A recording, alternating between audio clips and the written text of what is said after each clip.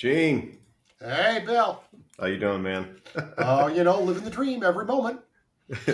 Living the dream. Just another day in paradise, as I always say. So, Indeed. Well, I'm quite excited about today's podcast. Besides the fact that it is a great topic, I'm also excited about our guests, who are brilliant people and also friends. So that's kind of cool. Yep, we've got the best of the best here, guys. 1% of the 1%. I think, Tim, you quoted that before. I'm quoting you back.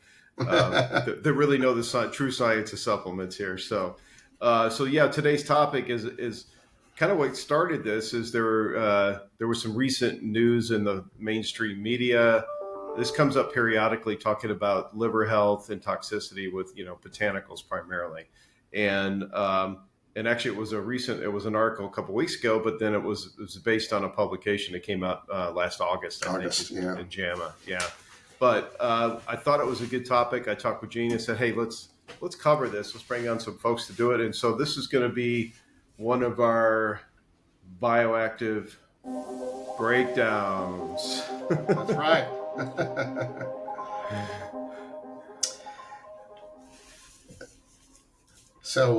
Yes. So the title for today, if you want to get real technical, it's Hepatotoxicity and Dietary Supplements, Botanicals, Fact or Fiction? Okay, so what does that mean? Liver toxicity is what we're talking about.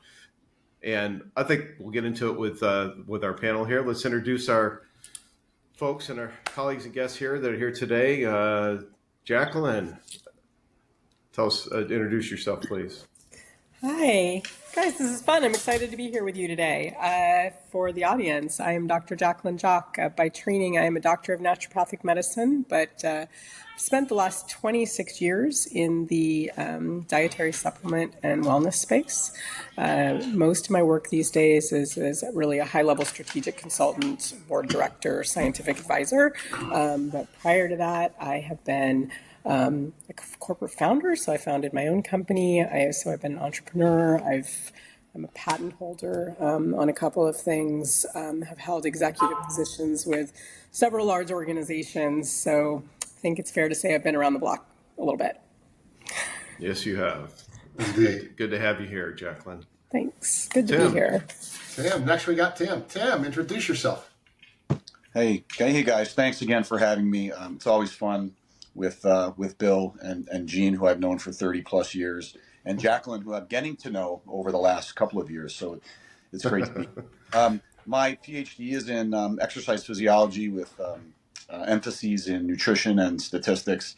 I started off being a professor, like a lot of people who are in a PhD, and decided pretty quickly that wasn't me. It didn't really move fast enough because my area of research interest was dietary supplements, and IRBs at universities are notoriously slow and conservative. So in 2000, I started my own lab, and I've been doing clinical trials in humans for the last 25 years. So it sort of dates me, but I'm happy to provide some insight from what I've seen and done over the last couple of decades. That's awesome. Cool. Yes. And I know from your experience, Tim, and both you, Jacqueline, and also Gene and I, we have a lot of background in this area here stuff. And I know, Tim, you've seen it firsthand. You're running clinical studies here. So, and Jacqueline, you've done that too, I think, right? You've done as well. Yeah. So this is a good panel to have to break into the subject here, because we need to separate the fact from the fiction, because again, I'm always about the data. I'm about the science. So it's like, show me the data. And anytime something comes up in the mainstream media, our trade associations do a pretty good job of trying to jump on that if it's something misrepresented. But we need to do our part here. We're a platform here for doing that. We're all about the science and elevating supplement knowledge. So we need to tell the real stories here. So what is the fuel for this episode? Like I said, was an article that was published last year in JAMA Open Network. It was based on an NHANES survey data, which did a correlated hepatotoxicity risk from botanicals. So actually, Gene, what does NHANES stand for again? It's National Health. Right. I don't remember. But basically, it's a national survey where you're looking at dietary intake and other components across tens of thousands of people, National correlating Health. that data. Yeah, National Health and Nutrition Examination Survey. That's it. I should call out that it's not clinical data. Okay? No, it's not. It's a survey. It's a survey. It is a survey. It is not clinical data. That doesn't mean it doesn't have value. All right. No, it does have value, but there's a big difference between association and causation, and we need to understand that. Surveys are not necessarily indicative of causation. It's something that's worth looking at. Right, Gene? Sorry to interrupt. They're self-reported, right? Yeah, exactly. I was just going to say that. They're completely self-reported. Yes. I have a super fun fact. Yeah. I actually was an NHANES participant. Were you? I was. Yes, and it is a survey. It's a very long, detailed survey. And, we all know, Tim, you've probably done it, but, even just asking people for 3-day dietary recall, right, is challenging. People cannot remember what they ate yesterday or even this morning. So trying to remember what your intake was of nutrients and supplements and things over extremely long periods of time is real hard. It's really hard. It's a good point. Yeah, it's a good point. And actually, I don't think the average person logs their dietary intake every day. Unless you really count calories or something, right? No. That's right. No. Yeah. And they change supplements. I challenge people, try and go back and just, today is what day of the week? Friday today? Remember what you ate Monday in detail. Oh, forget it. Not happening. Yeah. Unless you're on a regular schedule where you have sort of the same 2 or 3 things for breakfast and then the same 2 or 3 things for lunch, the same 2 or 3 things for... I can tell you what supplements I took on Monday. Correct. I can tell you. I can't tell you what I ate. I actually don't know what I ate, but I can tell you my supplements. I was going to say the same thing. Oh, gosh. It's probably true. So what was interesting about the this analysis of NHANES was that they called out 6 botanicals and highlighted them as being potentially hepatotoxic.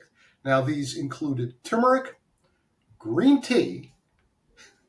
I don't mean to laugh at that, but green tea, really. Garcinia cambogia, black cohosh, red yeast rice, and ashwagandha, which, both ashwagandha and turmeric's only been around in the diet and Ayurvedic medicine in India for, a few thousand years. I was going to say gesundheit when you said ashwagandha. Actually, a few years ago, nobody could spell ashwagandha. I could challenge you right now to spell ashwagandha.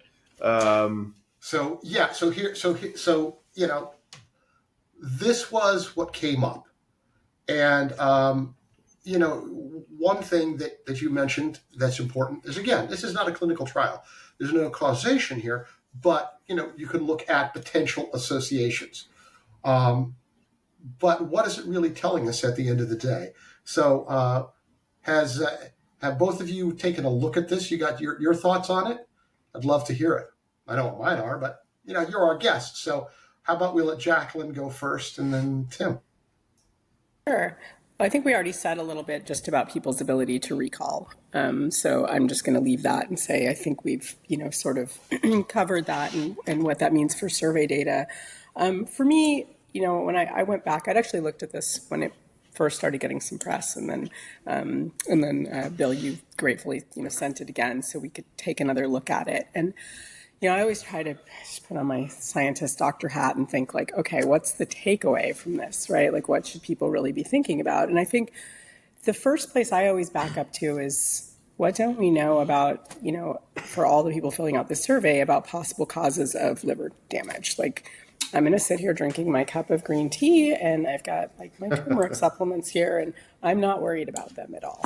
But what are the worries? And a couple of things that I pull out, just even from the botanicals that pop up on this list, is several of them are botanicals that are commonly used as part of weight loss for people, right? So weight loss is, especially rapid weight loss, is a significant cause of liver inflammation and even liver fibrosis and liver damage, right? So is it more likely to be that someone is oxidizing fat from their liver and having liver damage through oxidation of fatty acids as they're sort of being mobilized from the liver, or from green tea? Which one of Right. those things is more likely, right? And I think, well, in my experience, and I'm, a fellow of the Obesity Society, and I've worked in that space for a long time, we see a lot of challenges with liver inflammation the minute people start to do aggressive weight loss for almost any reason, right? So that would potentially be a source of showing challenges with the liver for green tea, for Garcinia, maybe even red yeast rice, because a lot of people Yeah. taking that supplement are looking at associated issues with metabolic health, right? So that's one. But the other one that I always think about, because I've been involved in botanical safety for a long time, is I think about adulteration.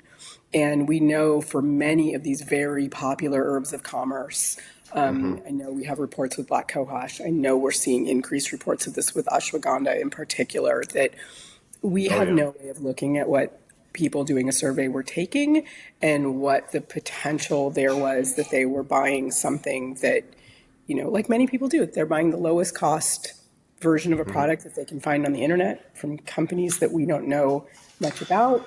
And the odds there of having adulteration just go up Increases. exponentially Yeah. as botanicals are popular. Jacqueline, I had to do the very thing with my mother. She was using a turmeric product. She showed it to me, and I took it and I said, "Ma, see this?" Yeah. I walked over to her trash can. I said, "You're not going to take that." And I said, "I'm going to order you one, and that's the one you're going to take." I mean, some of the stuff is just garbage out there. Yeah. No, and Jacqueline, you raised I want to call that out. That's a great observation about the weight loss, because I've done clinical studies on the weight loss area for products and stuff, and that particular product category, consumers are looking for a miracle pill, and they think more is better. So this compounds it, because there's a mindset that I want to lose weight fast, and if I take more of this, I'm going to do it faster. But what they're doing is not, and basically not following label dosage recommendations, right? We know the dosages. I don't think any supplement out there, I have to be honest, is really overdosing on any particular. I've not seen it on a label. I think people are fairly responsible about that piece. Possible exception of caffeine. Maybe with caffeine, I don't know, but think about it. I mean, if you follow, it's consumers in these types of conditions follow off labels. They go off label, right? Which is same with drugs too, by the way, pharmaceuticals. Yeah, when they're combining them with things that aren't being accounted for in this survey, right? They're combining it with alcohol. They're combining it with Tylenol, right? So there's a lot of other things that we're getting accounting from in this data. I don't know if many of you have ever spent time reading federal adverse event databases. I sometimes just go to the FAERS database to just read stuff, because I'm that kind of. Tim's like, yeah, me too. Why we're going to be friends, Tim, right? Oh, we're definitely the 1% of the 1% here. You go to the FAERS database and you read case reports, and they're like, this herb killed this person. And they're like, oh, by the way, they were taking 6 opiates. But because they were taking them all in the prescribed range, it clearly wasn't those drugs. It was this herb. And I'm like, why?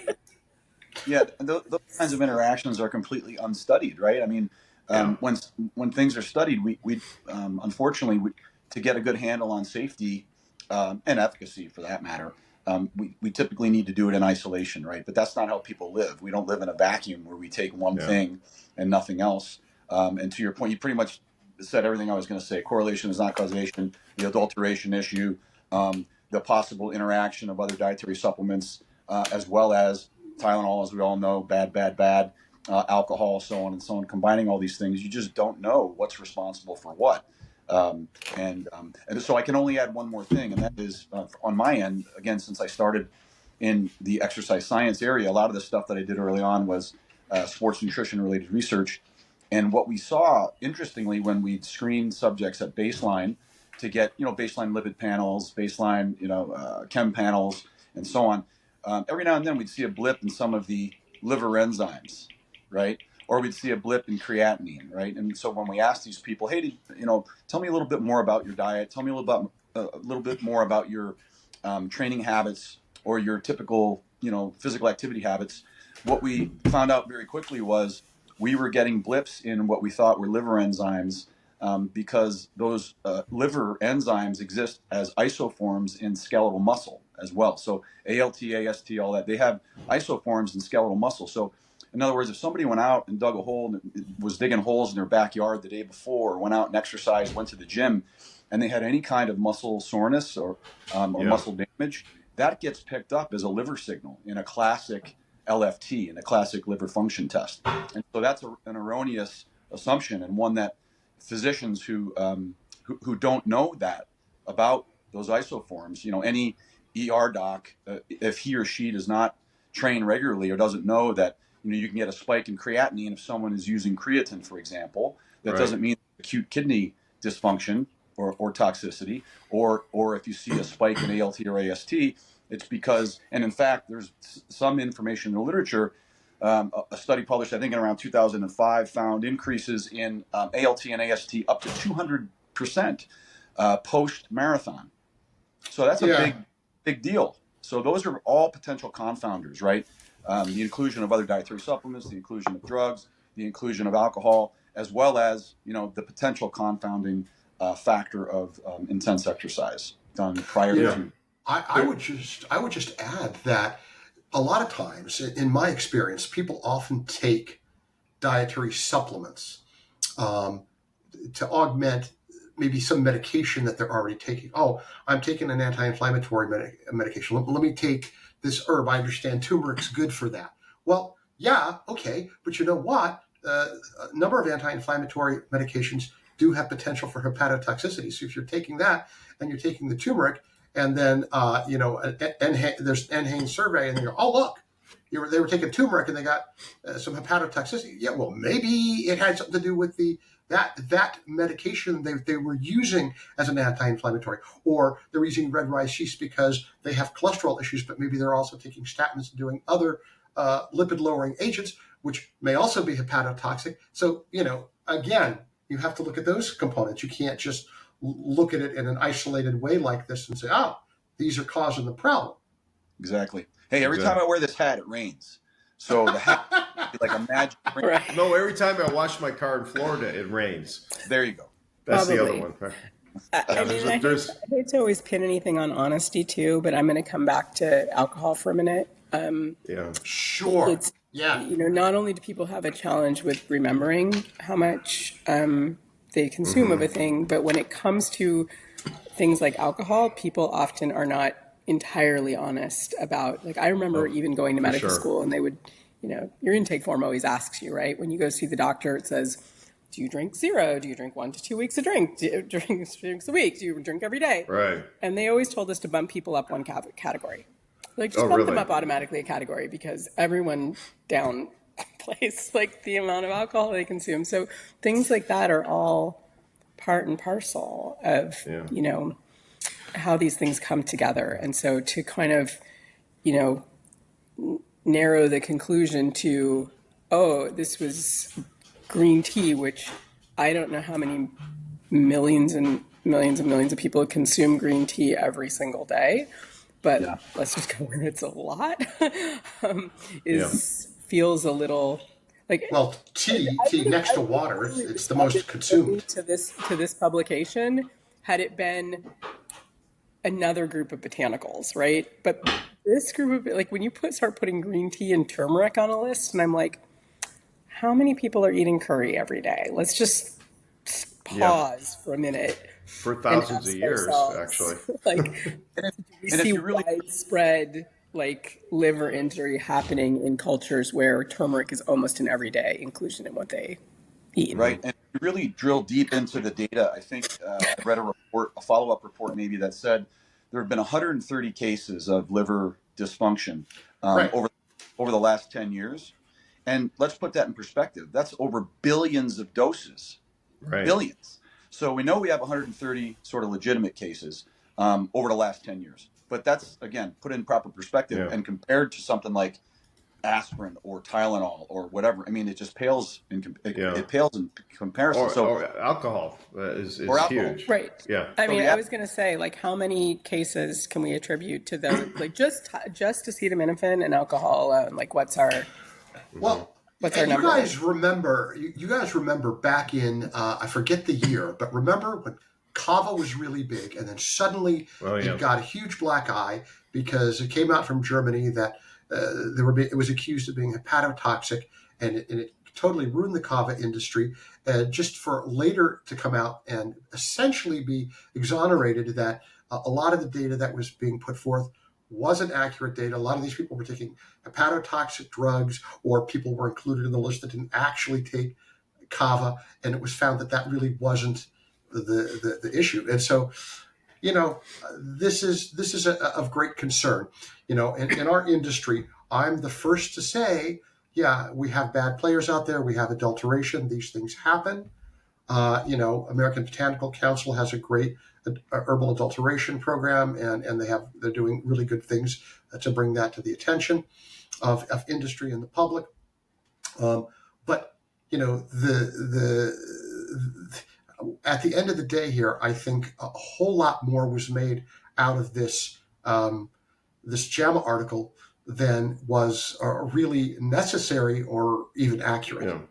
No, and I think I want to call out one last thing, and that'll lead us into a more deeper dive into our collective experience on the real thing. We've started touching on it here, but there's no causality. It wasn't an actual dose response clinical study, right? So that's pretty critical when you're trying to figure out if there's an issue there with dosages. Well, there's anecdotal evidence through history of thousands of years for some of these, like Ayurvedic medicine with turmeric. It's in the cuisine, like Jacqueline already mentioned, and then green tea as well. And Asian culture, it's been there forever. So let's go into the next thing about what does the clinical research really say about liver health and botanicals, and then I'd like to hear from everybody on that one here. Who wants to go first on this one? Well, I can comment from the standpoint of what we do and what I've been doing and what other labs do, of course, to assess liver function, right? So there are common LFTs, as you all know, but for some of our listeners, they may not know. So if you go to your doctor and they do some blood work, you typically get, maybe a dozen or 2 dozen different measurements, and it could be glucose and electrolytes and creatinine, which I mentioned earlier. There's also typically 2 liver function tests, ALT and AST. Those are the liver transaminase, 2 liver transaminase. But again, those isoforms are also found in skeletal muscle. There's also GGT, alkaline phosphatase, and even bilirubin. So whenever we do a study, even when I first started my lab, 25 years ago, what we do to make sure we're enrolling mostly healthy, apparently healthy is the phrase, right? But healthy patients, is we make these assessments up front. Sorry, it's one of my German shepherds. And we measure these things so that we make sure we're enrolling a healthy subject. And if we see something that's out of the normal range, we either retest or we refer them to their primary care doc. But these are things that we do always, all the time for safety. And even if it's a study that isn't like the sponsor of the study wants to show efficacy, they have some structure function claims they want to make about it helps you get more energy or helps burn fat or whatever. We always do pre and post. So let's say 0 and 4 weeks, or 0, 4 and 8 weeks, or 0, 4, 8 and 12. We always make these measurements of ALT, AST, GGT, alkaline phosphatase, bilirubin.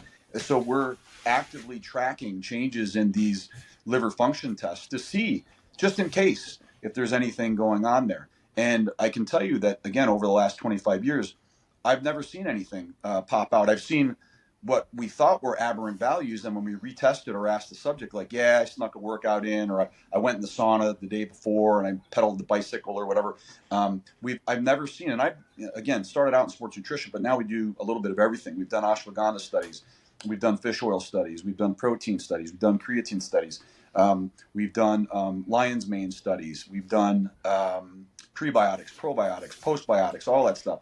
And most often, the finding that's surprising is that there is a benefit to one of the standard safety markers that we collect. There's a reduction in fasting blood sugar, or there's an improvement in blood lipids that the sponsor and the research team did not expect to see. Yeah, So, and I can attest to that. Tim actually, his CRO conducted a pilot study for us for the Nutriland USA on our Miracell rice germ extract, and he did all of those same blood tests that he mentioned, the AST, ALT, et cetera, et cetera, et cetera, and we found some markers that got moved in a positive direction that we didn't know was going to happen. We got real excited about, but he does every single time. He does that very thing. He looks at all of those safety markers, and for him to say that after all of these years he's never seen that happen, that is pretty significant.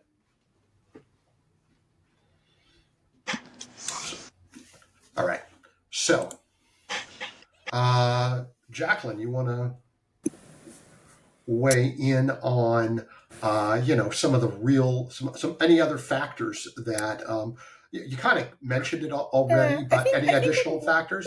Maybe it's worth just saying, like, what are some of the realities of places where people could run into challenges, like realistically with botanical supplements, right? So, I think I already mentioned fatty acid oxidation. So, when people are working to lose weight, and whether they're doing that through diet and exercise or through some of the new, GLP and agonist drugs, or through bariatric surgery, like by whatever means they're doing, right? The liver is kind of a gateway to weight loss, right? So your liver will burn the fats that are stored in the liver before you start mobilizing fats from most other places. And that fatty acid oxidation is inflammatory to the liver. So it's a time where people, especially if they're losing rapidly or they're fasting or they're doing things like that, like, if they were coming to me for guidance, I usually tell people, be more careful. Like, don't be consuming alcohol when you're doing this. Like, be careful of the things that you're doing that could accelerate that process even more. So that's one. I think we do know that we have some botanicals that are working in detoxification pathways in the liver. And I think, Jean, you mentioned, maybe either you or Tim, now I don't remember who said this, but made a comment about what we don't know about interactions, right? There's a lot of things in terms of interactions, especially between botanicals, that like St. John's wort is an easy one to throw out there, right? St. John's wort, we know, or grapefruit juice, right? We know that we have flavonoids in grapefruit juice that alter, in a noticeable way, detoxification pathways in the liver. And if we have a prescription drug that we're taking at the same time we're taking some of these botanicals, we may get things that are unpredictable. So that's a place where we really need more data, but it's also, Tim, I think you'd agree, it's hard to study. Like, how can you account for all of the possible combinations of what people are doing and looking at? So most of our data there is theoretical and will probably remain theoretical for a long time. But it's just something to be aware of. Like, what are other examples of that? Like CBD, for example, from hemp, alters the metabolism of a lot of drugs that people commonly combine it with, especially if they're taking anti-epileptic drugs, right? And in some cases, it causes the drug levels to go up. In some cases, it causes it to go down. And so for ones that it's causing them to go up, could that potentially create an interaction that could harm the liver? Sure, it could. So there are real cases for this, but I think what I would say is they're small for the most part. I mean, I think there is certainly, when I look at this list of botanicals, like, there's nothing on this list that jumps out to me as things where, in my review of literature, that I've seen them jump out as harm. That's why somehow this list makes less sense than others that I've seen. Yeah. Speaking of that, though, I did a deep dive research or search and I asked the question, and I use ChatGPT. Actually, I use SciSource, which is actually screens published literature, right? And I actually asked, is there any mechanistic studies on botanicals and their effects on liver enzymes, inflammation, and detox pathways? And the answer was, I'll quote it, I couldn't find specific mechanistic studies on key botanicals and their effects on liver enzymes, inflammation, and detox in recent research. And this is going back to 2010. Now, and I kept asking, and I kept saying I can't find any. So, does that mean there isn't any? Not necessarily, but they're probably, it's few and far between, because when I've done these kind of searches before, I always find research and publication, PubMed, stuff like that, references when I use this source that shows a recent study on this. So I think that says a lot right there in terms of the fact that it's not even studied.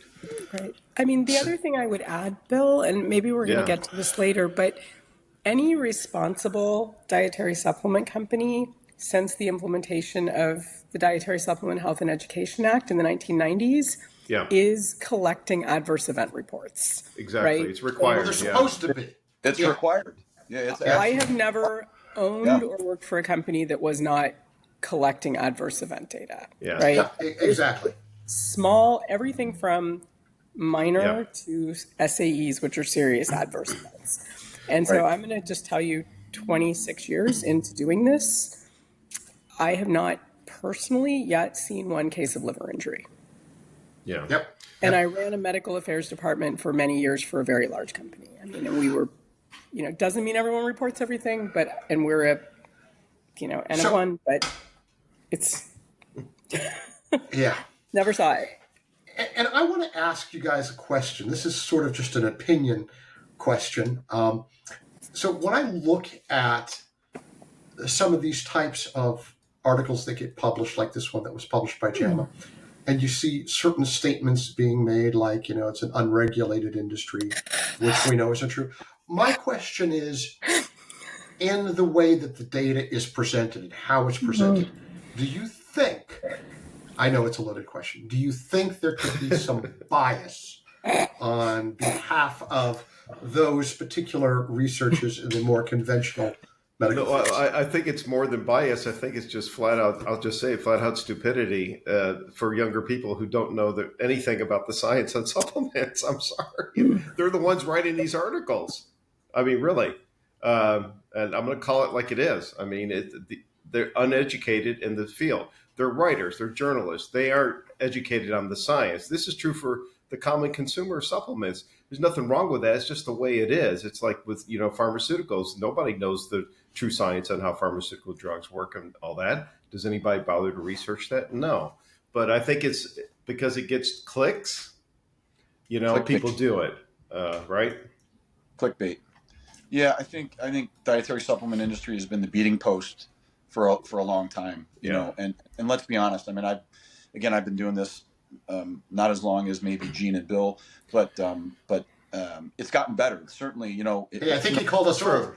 It's no longer the Wild West. Are there low barriers to entry for new supplement companies? Yes, sure. I think there are. Yeah, that's fair to say. But that's why and jump a little bit, because one of my sort of call to action for the consumers is to have them recognize, you get what you pay for when it comes to dietary supplements. Typically, the biggest brands with the best products are going to just cost more, and it is what it is. So, if you're going to go for the cheapest Walmart brand stuff, then you never know, generic, then you never know what you're going to get, and you're in uncharted waters. And I wouldn't do that. I wouldn't recommend that. Fish oil is a good example, right? The commodity products are a good example of that. There's tons. Look, there's 100,000 products on the U.S. market alone, right? And I would venture to say 70, 80% of them don't even have any scientific validity. And a huge portion of those are commodity products, okay? Now, you just buy a magnesium supplement, okay, there's not really anything to be concerned about. Buying magnesium oxide, whatever. Big deal. Yeah, right. But yeah, that's a different topic. But it's in a multivitamin, right? But if you're buying, like you just mentioned, fish oils, there's generic cheap fish oil products out there. Yeah. There's all kinds of issues there. So at the end, I think for consumers, there's a huge gap between what the public perceives and what scientific reality. And it's always been a challenge. It always will be. But you're right, Tim. Our industry has evolved. And we talked about this at the end of last year in our previous show, The Science Revolution. We had a bioactive breakdown on that. And for sure, the industry is moving in the right direction. I'm I'm coming down. Hold on. And it's like, Oh, I think he's got a little bit of cough there. He needs to work out. sorry, I'm getting over a cold here. But so let's just talk about that. We're in terms of regulatory challenges in the industry. So again, there are responsible brands out there, like you mentioned, Jacqueline, that are doing it's called nutravigilance, right? So pharmacovigilance is what it's called. And I actually worked with Sanofi, big biopharmaceutical company, multi-billion-dollar company. I worked in regulatory, and we were building out within Sanofi the nutravigilance department and experts in that area because they didn't have it, right? And they sold supplements around the world in 100 countries, right? And they didn't have any way to track that sort of thing.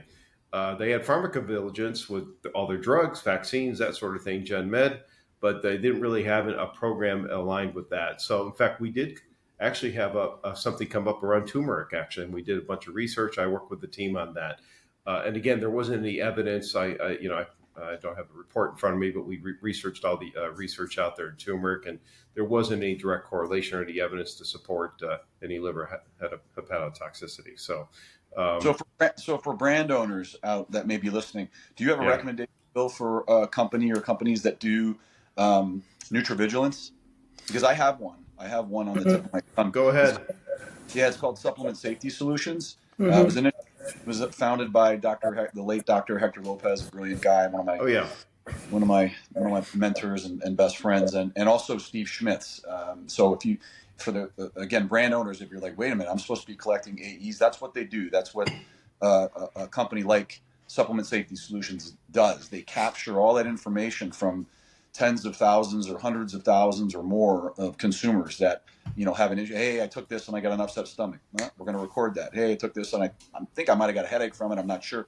That's recorded. All that stuff is recorded and it's reported back to the brands. That way, if there's ever an issue, if a brand runs into an issue where a consumer says, "Hey, I took your stuff and it put me in acute liver failure," they can look back on their AE reports over the last. They can look back at that database of results from previous years and say, well, we're not saying it didn't happen, but we're saying the likelihood of it being related to ingestion of our dietary supplement alone is quite remote based on the data that we've been collecting. So. And then Jacqueline, Safety Call. I was going to say Safety Call has been around doing that. Yeah. I actually, with my first company that I started in 2002, we brought in Safety Call right when the adverse event requirements came into play from DSHEA. So Rick Kingston and the team there have been doing this for an incredibly long period of time.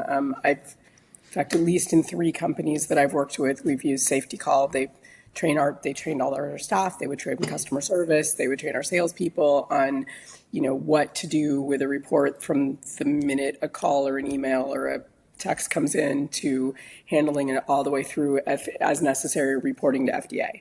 So, great message to brand holders because I know I work with a fair number of startups and you're probably interacting on that level too, Tim. Actually, probably almost everybody here is. And some people do not know that is a requirement and they do need to implement that. So it's important. It's also good for consumers. Anybody listening on here who is a consumer, you should be able to find on a website or a bottle or a package for a supplement real contact information to report a problem.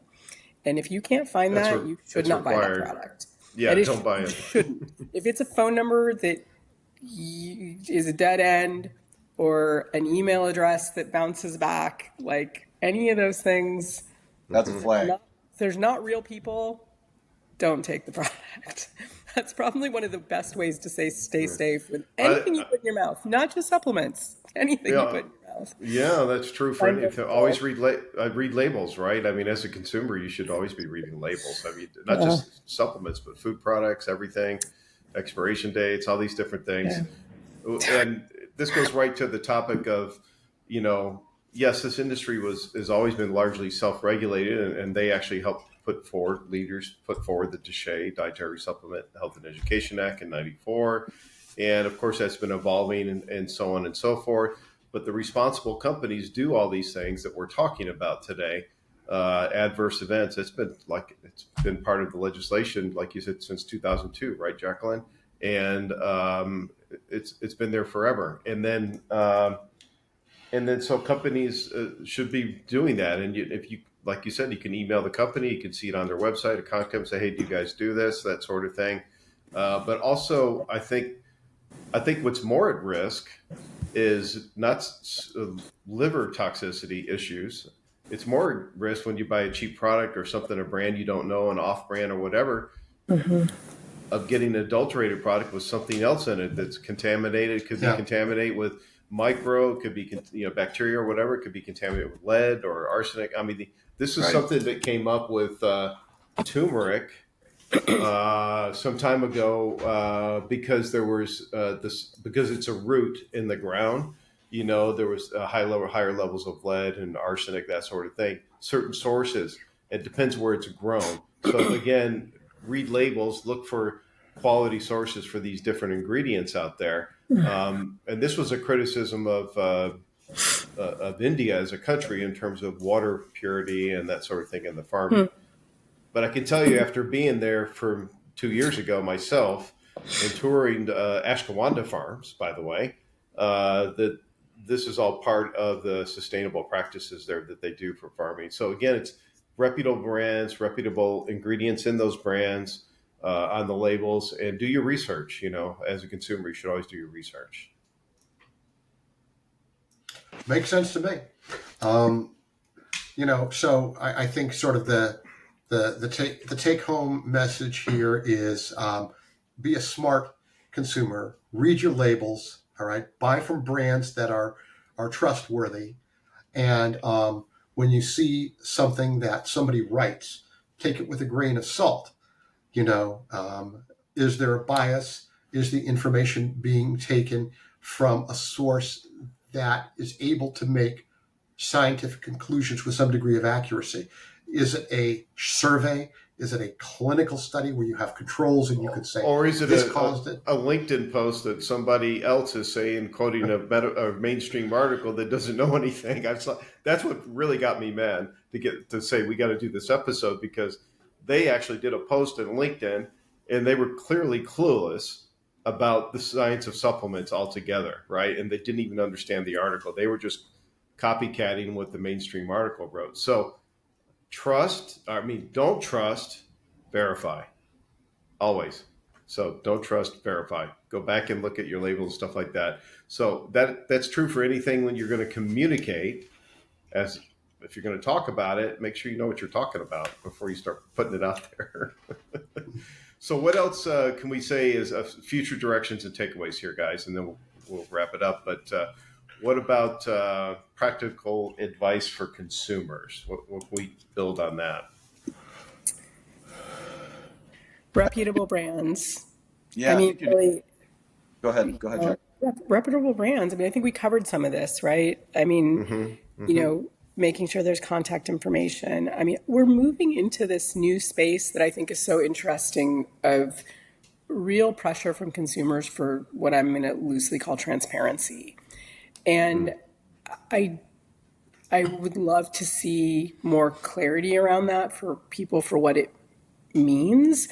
But I do feel like there is going to be some benefit coming through from that, right? Of more companies, feeling pressure to put their certificates of analysis online, right? I think the other thing we haven't mentioned is certifications. So how do you know a brand is trustworthy, right? What's the question there? So there's things people can look for. They can look for NSF certification. They can look for UL certification. They can look for another one, USP, right? So there's a bunch of these. Or Alchemist Assured is now doing botanical products. So just looking for that added layer. So, a lot of companies out there are what we say they're GMP certified, which is the FDA standard that is required for the industry. But FDA leaves no, there's no certification. FDA does not certify your facility. In fact, really what you want from FDA when they inspect your facility is nothing. You want them to say, thanks for letting us come here. and they want to leave nothing. If you really want to be picky, people can go search for the FDA reports from facilities online. So you can search for 485s. If you just put in the company name and FDA 485, you'll find if they've ever had a complaint filed You from mean FDA on you inspecting mean the four eighty facilities. threes or four 483, sorry, yeah, 43, yeah, yeah. okay. I thought that's what you meant. Some odd number with a 4 and 8, but you can you Yeah. can Yeah, I would like to just to give a quick plug to say that a lot of the our materials from Nutriland are from we have a lab and a manufacturing facility that's in China, and in that and when you're in China, you got to be very careful because a lot of these places don't do it right, and even fewer, extremely few, ever get inspected by the U.S. FDA. Where our facility was, and we passed with flying colors. You could eat off the floor there. We do it all right. So yeah, it makes a difference. It makes a difference if Yeah. you are yeah. if you are certified and if you're doing things right. And that's just a raw material company. And so so if you get a brand that's buying raw materials from a company from a raw material supplier that does it right, and then the brand does it right, and they have their certifications, and that's what consumers look for. You've got a much greater likelihood of safety and efficacy. Yeah. It's so funny how many people I can tell you that their standard is they go on they go on Amazon and look to see what the reviews are. Oh, people like this one, I'll buy it. Mm-hmm. Yeah. Tim, what's Yeah. your thoughts here on that one? Yeah, I think we've repeated, some good call to actions both for consumers as well as brands. Everything we've said earlier is great. Well, maybe the last thing I'd add is, when you do buy a good product from a good brand, read the label as you mentioned, Bill. Right? Look for expiration dates, look for contact information, all that kind of thing, and read the directions for use. Right? Because a good brand Sure. will have a very good directions for use section, and it'll say, hey, if you have any of these medical conditions or you're taking any of these meds, discuss it with a knowledgeable physician and or healthcare provider, right? Because they may be able to assess potential interactions. So I think, and don't double the dose if you don't feel it, that kind of stuff. Just sort of what I think is common sense, but maybe it's uncommon sense. Follow the label directions. Read it thoroughly. Don't just take it, pop the label off, and Yeah, it's like I said before. There's this more is better attitude, especially in certain categories like weight loss, even sports nutrition. I would say anything where there is Definitely sports nutrition. Hey, that's been managed. I was being kind. Okay, sorry, Yeah, but I'll be the first to admit that in sports nutrition, the old phrase was, if it doesn't work, double the dose, and then try it again. there you go. I swear, I'm not proud of that, but that's No, been but it's true. Those two yeah. product categories historically have been insane in terms of, and why is that? Because it's human nature at the core to want to enhance our bodies and do it quickly in some way, whether it's bodybuilding or working out or it's losing weight or whatever. And those things haven't gone away. And I remember going. I just could have this story to share because you think this is like a more recent thing, right? So I remember going to, I don't know if it was at an expo or supply side, it was an education session or something, but it was an FTC run session, right? And they're talking about all the legal actions they've done. This some years ago. And that they put up a news article when you read, but they didn't tell you when it was. And they were reading this article and this advertisement for a product that was to remove cellulite. And it was like you put it, the topical on your legs and cellulite. And it's like, oh yeah, I just saw an article about that recently, product. No, it was from like 1920 something. Okay. So they didn't qualify when it was, but this way of advertising products is just in the human nature. Okay. It's trying to upsell something that doesn't really do it. That's where the term snake oil salesman came from. I'll go back to the old West days or whatever.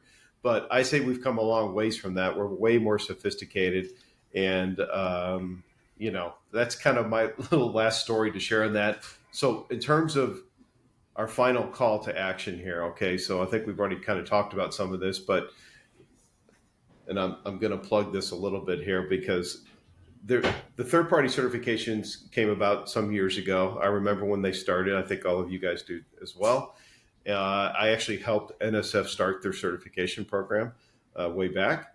with Kathy Jordan and Lori Besterveld, who were running the program at the time.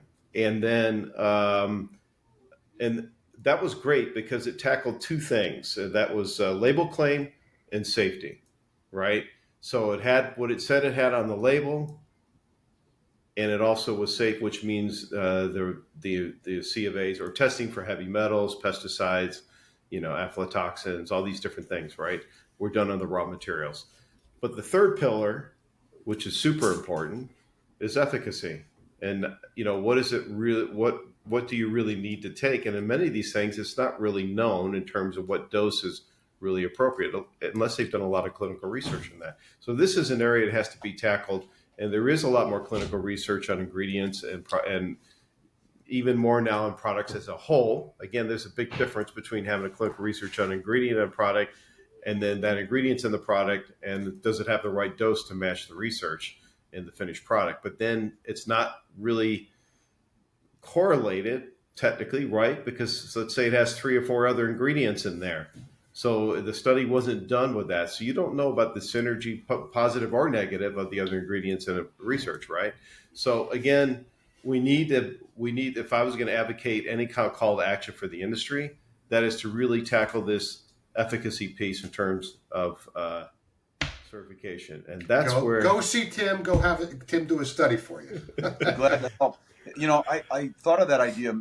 Well, I'm sure many people have thought of it, but no one's really followed through as far as I know. On the back of a tube of toothpaste, it says, something about the American Dental Association that's endorsed by... Right. 4 out of 5 dentists. Right, yeah. Right. I thought, wouldn't it be cool if we had a scientific community or a body, some organization that could certify products for certain efficacy, for certain structure function, for efficacy. And then you put the... Wow. Isn't that a great That's idea? a great idea. It's a great idea, Tim.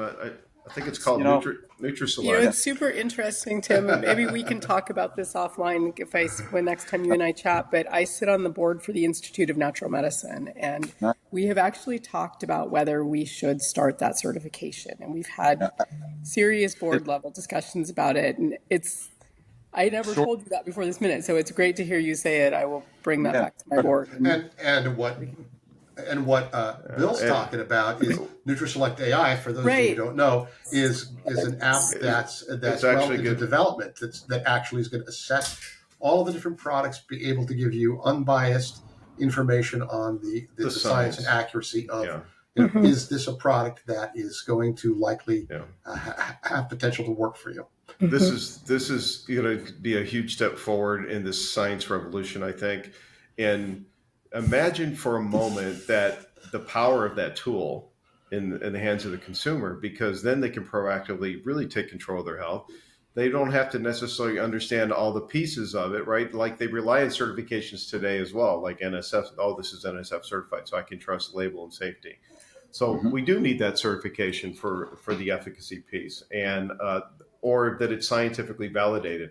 And that's what Nutriselect is going to do. But for me, the vision is not so much finding the right supplements for the consumers, but it is to if you think about it, when enough people are using this tool, it's going to not only transform the industry as a whole and way product brands do business, but it's going to transform health.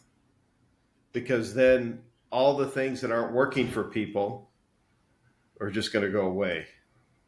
So that's my vision, guys, on that one. Exciting. And on that note, I wanted to thank Dr. Tim and Dr. Jacqueline for joining us today and sharing their wisdom and insights on this particular topic. Yep. My pleasure. And having me. Definitely great having both of you. And for sure, we're going to do some more of these things. Again, we have a platform to talk about this, so that's why we're doing it. Okay. And before we go, I want to share with you my T-shirt. See if you can read it. Can you see by what it said? mitochondria and coffee. Very nice. I love it, man. I don't have my shirt. I have my other one. It says that's what I do. I fix stuff and I know things. Okay. I'm gonna have to up my T-shirt game before I get on the call with you guys again. That's pretty great. Oh, I have another one that you'd particularly love, Tim. It says, "Without data, You're just another person with an opinion. Yeah. Nice. And you know what they say about opinions? They're like, yeah, If you're not assessing, you're guessing. that's good. I like that. Or like opinions, they're like assholes. Everyone has one. Yeah, that's another one. Sorry. See, All right. and then I've been imagining my Prop 65 T-shirts that women can wear that say this body contains estrogen, which has been identified by the state of California as a carcinogen. You guys are much better than me at this. That's pretty funny, though. That is pretty funny. All right, guys, I'm going to take us out, and thanks for everybody joining today. It was a great topic, and we can dig into this more probably down the road. All right? Thanks. Awesome. All right. Take care. Guys.